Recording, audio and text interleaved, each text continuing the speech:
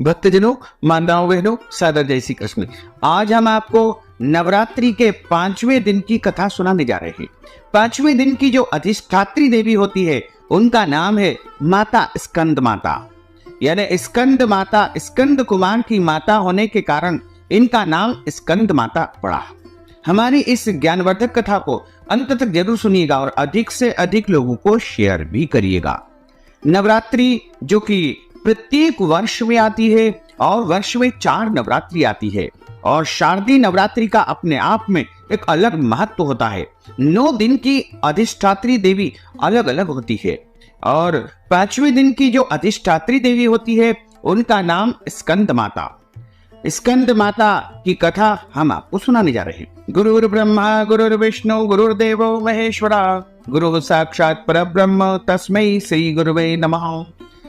अखंड मंडलाकारं व्याप्तं येन चराचरं तत्पदं दर्शितं येन तस्मै श्री गुरुवे नमः। नमो देव्यै महादेव्यै शिवायै शक्तं नमः। नमः प्रकृते भक्तायै निहिता प्रणता स्मृतां शरणागत दीनार्थ परित्राण परायणी सर्वस्यार्धि हरे देवी नारायणी नमोस्तुते। सर्वबाधा विनिर्मुक्तो धन धान्य सुतान्वितः मनुष्यो मत प्रसादेन भविष्यति न संशयः। सर्वबाधा प्रशमनं त्रैलोक्यशाखिरेश्वरी एवमेव त्वया कार्य मस्मत् वैरी विनाशनम्। सर्वमंगल मांगल्ये शिवे सर्वार्थ साधिके शरण्ये त्र्यंबके गौरी नारायणी नमोस्तुते। नारायणी नमोस्तुते, नारायणी नमोस्तुते, नारायणी नमोस्तुते। बोलिए जगदम्बे मात की जय। सिंहासन गता नित्यं पद्माश्रित करद्वया शुभदास्तु सदा देवी स्कंद माता यशस्विनी। माँ भगवती पराम्बा जगदम्बा दुर्गा जी के 5वें स्वरूप को स्कंद माता के नाम से जाना जाता है। ये भगवान स्कंद कुमार यानी कार्तिकेय के स्वरूप में जो है स्कंद माता के उदर से प्रकट हुए थे, इसलिए इनको स्कंद माता कहा गया है। इन्हीं भगवान स्कंद की माता होने के कारण मां दुर्गा जी के 5वें स्वरूप को स्कंद माता के नाम से जाना जाता है। इनकी उपासना नवरात्रि के 5वें दिन की जाती है। इस दिन साधक का मन विशुद्ध चक्र में अवस्थित होता है। इनका वर्ण पूर्णतः शुभ्र है यानी सफेद रंग है तथा ये कमल के आसन पर विराजित होती है। इसी कारण इन्हें पद्मासना देवी भी कहा गया है। सिंह इनका वाहन है और नवरात्रि के 5वें दिन शास्त्रों में पुष्कल महत्व बताया है। इस चक्र में अवस्थित मन वाले साधक की समस्त ब्राह्म क्रियाओं एवं चित्त वृत्तियों का लेप हो जाता है और भगवती स्कंद माता का पूजन मां भगवती के पूजन के अनुसार ही किया जाता है तथा इनको भोग के रूप में विशेष रूप से केले का भोग लगाया जाता है। यानी माता स्कंद माता को केला अत्यधिक प्रिय है तथा स्कंद माता की विधिवत पूजा करने से तथा केले का भोग लगाने से संतान की प्राप्ति होती है, संतान स्वस्थ रहती है और संतान की उन्नति तथा प्रगति होती है। और इसके बाद स्कंद माता का पूजन करने के पश्चात इनका मंत्र जाप करने से उत्तम संतान की प्राप्ति होती है। यदि किसी भक्त के घर में माताओं बहनों को अभी तक संतान की प्राप्ति नहीं हो पाई है तो उनको स्कंद माता के इस दिव्य मंत्र का जाप करना चाहिए, जिससे संतान की प्राप्ति उनके घर में अवश्य ही हो सकेगी। स्कंद माता का जो बीज मंत्र है वो इस प्रकार है। ओम ह्रीं क्लीं स्वामिन्यै नमः। ओम ह्रीं क्लीं स्वामिन्यै नमः। ओम ह्रीं क्लीं स्वामिन्यै नमः। ओम ह्रीं क्लीं स्वामिन्यै नमः। तथा इसके पश्चात आपको दुर्गा सप्तशती के 7वें अध्याय की कथा का श्रवण भी करना चाहिए। ऋषि बोले कि तब आज्ञा पाते ही चंड मुंड आदि दैत्य आयुधों से सुसज्जित होकर के चतुरंगिणी सेना के साथ में चल पड़े। वहां पहुंचकर उन्होंने देखा कि हिमालय की ऊंची स्वर्ण की चोटी पर सिंह पर देवी विराजित है और मंद मंद मुस्कुरा रही है। इस प्रकार उसे देख करके पकड़ने की चेष्टा करने लगे। किसी ने धनुष चढ़ा लिया, किसी ने तलवार संभाल ली एवं कितने ही देवी जी के पास जा पहुंचे। तब अंबिका जी ने उन शत्रुओं के प्रति क्रोध उत्पन्न किया। उस समय क्रोध के कारण उनका मुख काला हो गया। देवी के माथे पर कुटिल वो होकर के भुएं तन गई। तब तो भयानक मुख वाली काली देवी तलवार तथा पाश लिए प्रकट हो गई। उन्होंने अद्भुत सा खड़वांग धारण कर लिया। नरमुंड माला शोभित थी, चीते के चर्म की साड़ी पहनी हुई थी। शरीर का मांस सूखा सूखा दिखाई देता था। अत्यंत भयानक रूप उनका था। मुख को खोल करके उन्होंने रखा था। लप लपाती हुई जिह्वा और भी भयानक प्रतीत हो रही थी। धसी हुई लाल लाल उनकी आंखें थी। गर्जना से सभी दिशाओं को उन्होंने भर दिया था। तब तो बड़े वेग से दैत्य सेना पर टूट पड़ी। बड़े बड़े असुरों को मारती हुई उनका भक्षण माता जगदम्बा करने लगी। उन पार्श्व रक्षकों को, अंकुशधारियों को, महावत तथा योद्धाओं को, घंटों के साथ कितने हाथियों को एक ही हाथ से पकड़ करके मुंह में डालने लगी। वैसे ही घोड़ों के साथ रथों एवं सारथियों को भी मुंह में डाल डाल करके अत्यंत भयानक रूप से दांतों से उन्हें चबाती जाती थी। किसी के बाल पकड़ लेती तो किसी की गर्दन दबा देती, किसी को पैरों से दबोच लेती तो किसी की छाती से धकेल करके मार मार करके उनको गिराती। असुरों के द्वारा छोड़े हुए शस्त्र अस्त्रों को मुंह से पकड़ती जाती और दांत पीसती जाती थी तथा माता काली जी ने इस प्रकार बलवान दुरात्मा असुरों की वह सेना कुचल डाली। कितने ही असुरों को उन्होंने मार गिराया। उन देवी ने कुछ एक तलवार से काट गिराए, कुछ एक खड़वांग से पीट दिए और कुछ एक दांतों से कुचल दिए। क्षण भर में असुरों की वह भारी सेना मार गिरा दी और उनको जो है समाप्त कर दिया। यह देख करके चंड उस भयानक काली की ओर दौड़ पड़ा। इधर महाअसुर मुंड ने भी महाभयंकर बाणों की वर्षा की एवं सहस्त्रों चलाए हुए चक्रों द्वारा उस भयानक आंखों वाली देवी को ढांप लिया।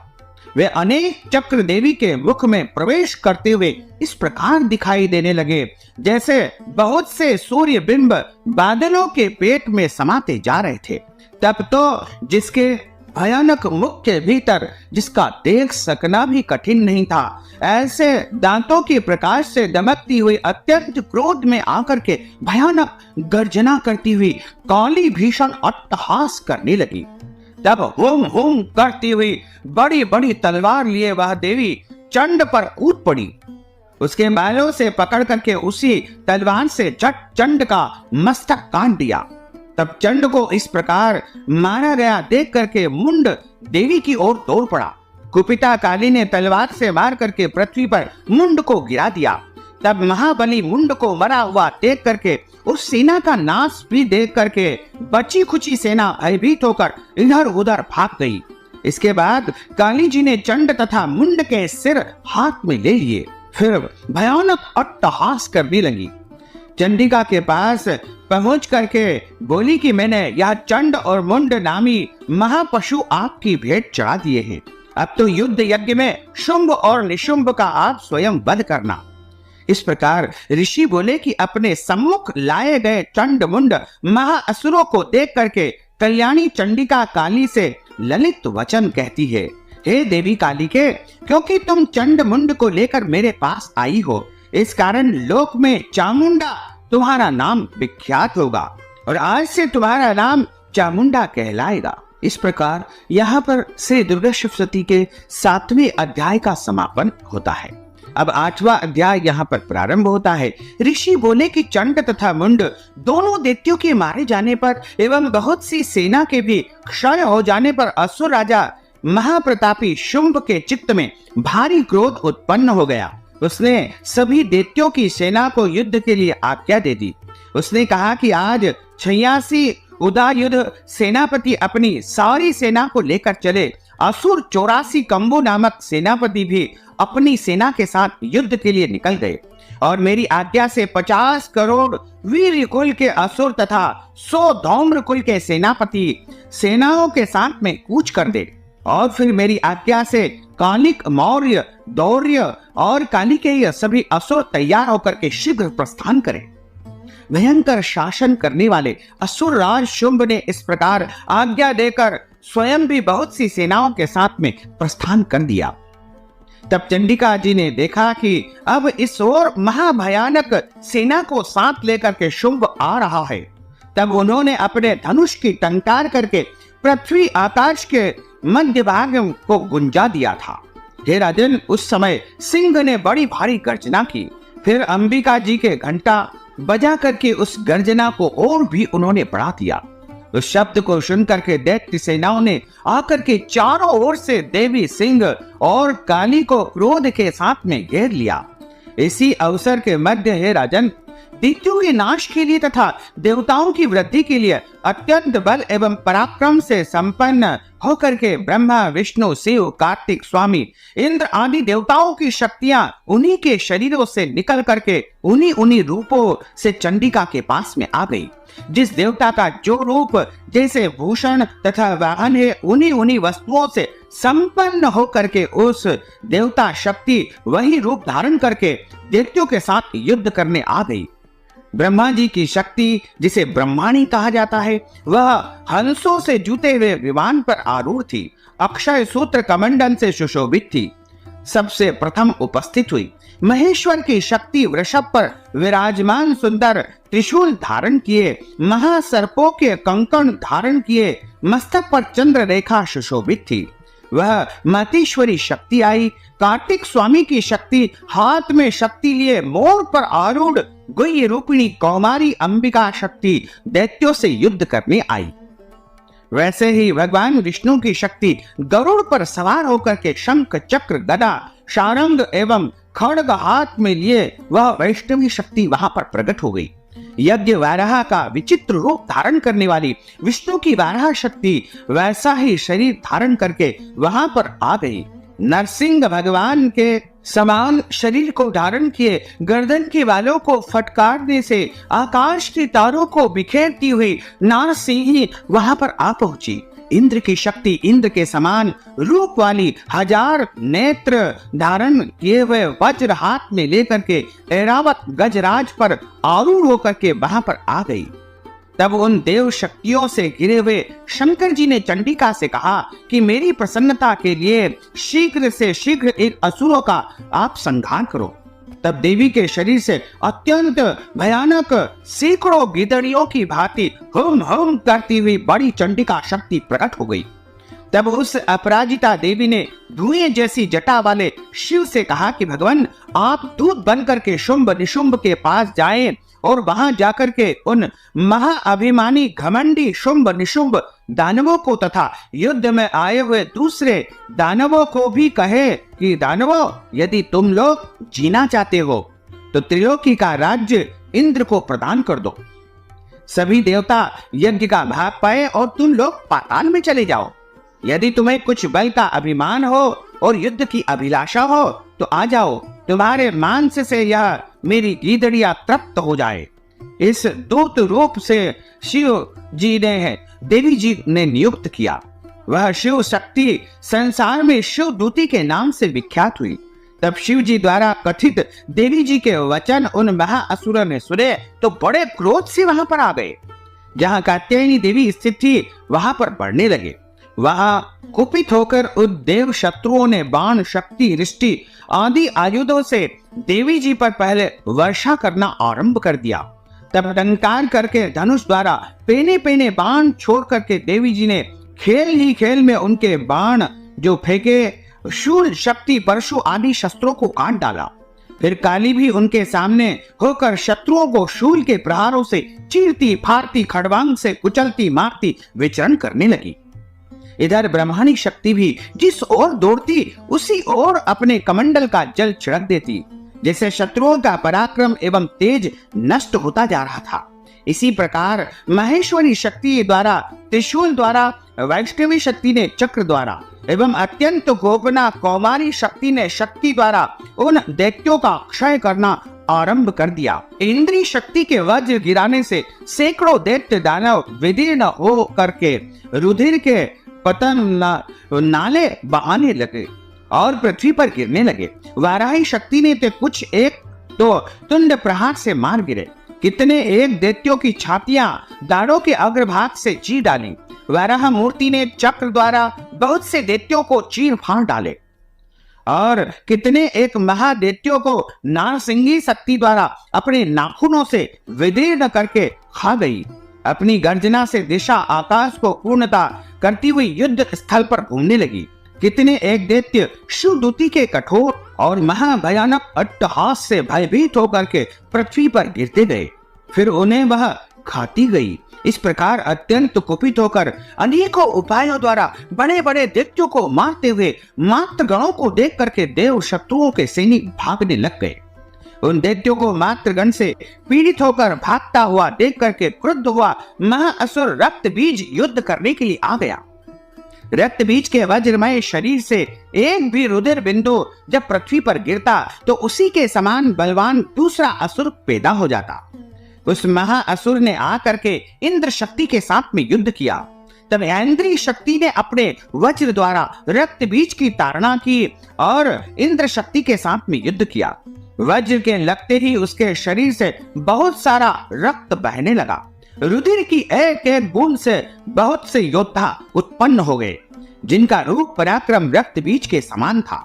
जितनी भी रक्त बूंदे शरीर से गिरती थी, उनके उतने ही उसके सदस्य महावीर्य और महाबली पराक्रमी पुरुष उत्पन्न होते गए। वे रक्त से उत्पन्न हुए पुरुष भी अत्यंत भयानक अस्त्र शस्त्रों से सुसज्जित मात्रगणों के साथ में लड़ने लगे। फिर इंद्री ने वज्र से उसका सिर क्षत विक्षत कर दिया। उससे रुधिर बह उठा। तब हजारों पुरुष उस रुधिर से उत्पन्न हो गए। वैष्णवी शक्ति ने चक्र द्वारा उसे मारा। इंद्री ने गदा द्वारा उस असुर राज की ताड़ना की। वैष्णवी के चक्र से क्षत होने पर उसके शरीर से जो ही रुधिर स्राव हुआ, उससे हजारों उसी के समान महाअसुर दैत्य पैदा हो गए, जैसे संपूर्ण जगत भर गया। कुमारी ने शक्ति से उसे मारा। वाराही ने तलवार से, माहेश्वरी ने महाअसुर रक्त बीज का त्रिशूल से हनन कर दिया। उस दैत्य ने भी गदा द्वारा सभी मात्र गणों को पृथक पृथक मारा। उस समय रक्त बीज बड़े क्रोध से समाविष्ट था। शक्ति शूल आदि आयुधों से कई बार विक्षत होने पर उसके शरीर से रक्त प्रवाह के पृथ्वी पर गिरते ही सैकड़ों असुर उत्पन्न हो गए। दैत्यों के रुधिर से उत्पन्न उन असुरों से सारा जगत व्याप्त हो गया। देवताओं को डरा हुआ एवं उदास देख करके शीघ्र ही चंडिका ने काली से कहा कि हे चामुंडे, अपना मुंह तुम और भी विस्तार से फैला दो, बड़ा कर लो। मेरे शस्त्र के प्रहार से गिरते हुए रुधिर बिंदु तथा बिंदुओं से उत्पन्न महादैत्यों को अपने वेगवान मुख द्वारा खाती जाओ और युद्ध भूमि में रुधिरोत्पन्न इन महान दैत्यों को भक्षण करती हुई तुम घूमती रहो, तभी इस दैत्य का रुधिर क्षीण होगा। इसी प्रकार इसका क्षय होगा। तुम्हारे द्वारा इस प्रकार खाए जाने पर फिर यह महाभयानक नए दैत्य पैदा नहीं हो पाएंगे। इस प्रकार कह करके चंडिका जी ने रक्त बीज पर त्रिशूल से प्रहार किया। फिर काली जी ने रक्त बीज का रुधिर मुख से ग्रहण कर लिया। उस दैत्य ने भी चंडिका पर गदा चलाई, किंतु उस गदा पात द्वारा चंडिका को कुछ भी थोड़ी सी भी वेदना और कष्ट नहीं हुआ। रक्त बीज के क्षत विक्षत शरीर से तो बहुत सा रुधिर गिरने लगा। उसे चामुंडा मुख द्वारा पीती गई और जो रक्तपात से दैत्य उत्पन्न हो गए थे उन्हें भी मुख में डालती गई। इस प्रकार चामुंडा ने सभी दैत्य खा डाले और रक्त बीज का रुधिर भी पी डाला। तब देवी ने शूल, वज्र, बाण, तलवार, रिष्टि आदि आयुध से रुधिरहीन उस महाअसुर रक्त बीज को मार दिया। शस्त्र समूहों से आहत होकर के पृथ्वी पर वह गिर पड़ा। हे राजन, रुधिर तो उसका चामुंडा ने पूरा का पूरा पान कर लिया, यानी पी लिया। उसकी मृत्यु होने पर देवता अत्यधिक प्रसन्न हुए। मात्रगण उसके रुधिर पान के वध से उन्मत्त होकर के नृत्य करने लगे तथा देवी के ऊपर आकाश मंडल से सुंदर पुष्प वर्षा होने लगी। बोलिए जगदम्बे मात की जय। इस प्रकार कथा का यहाँ पर समापन होता है। अच्युतम केशवम राम नारायणम कृष्ण दामोदरम वासुदेवम हरे श्रीधरम माधवम गोपिका वल्लभम श्री जानकी नायकम श्री रामचंद्रम भजे जानकी मनोहरम सर्वलोक नायकम श्री शंकरादि सेवितम पुण्य नाम कीर्तनम श्री राम राम राम राम राम नाम तायकम राम कृष्ण वासुदेव भक्ति मुक्तिदायकम राम कृष्ण वासुदेव भक्ति मुक्तिदायकम राम कृष्ण वासुदेव भक्ति मुक्तिदायकम भक्तजनों, माताओं बहनों, आपने जो ज्ञानवर्धक कथा सुनी है, कथा सुनने के बाद यदि आप कथा का संपूर्ण पुण्य फल प्राप्त करने हेतु दान दक्षिणा प्रदान करना चाहते हैं या कन्या भोज के लिए या नवरात्रि अनुष्ठान के लिए कुछ धनराशि नगद के रूप में आप देना चाहते हैं, तो आप हमारे पेटीएम के माध्यम से, गूगल पे के माध्यम से, फोन पे के माध्यम से या अकाउंट नंबर के माध्यम से सीधे सीधे धनराशि आप हमें पहुंचा सकते हैं। साथ ही इस ज्ञानवर्धक वीडियो को अधिक से अधिक लोगों को शेयर करिएगा, लाइक करिएगा, कमेंट करिएगा और यदि अभी तक आपने सब्सक्राइब नहीं किया तो अभी और इसी समय सब्सक्राइब अवश्य कर लीजिए। आपको और आपके पूरे परिवार को सादर जय श्री कृष्ण, सादर धन्यवाद।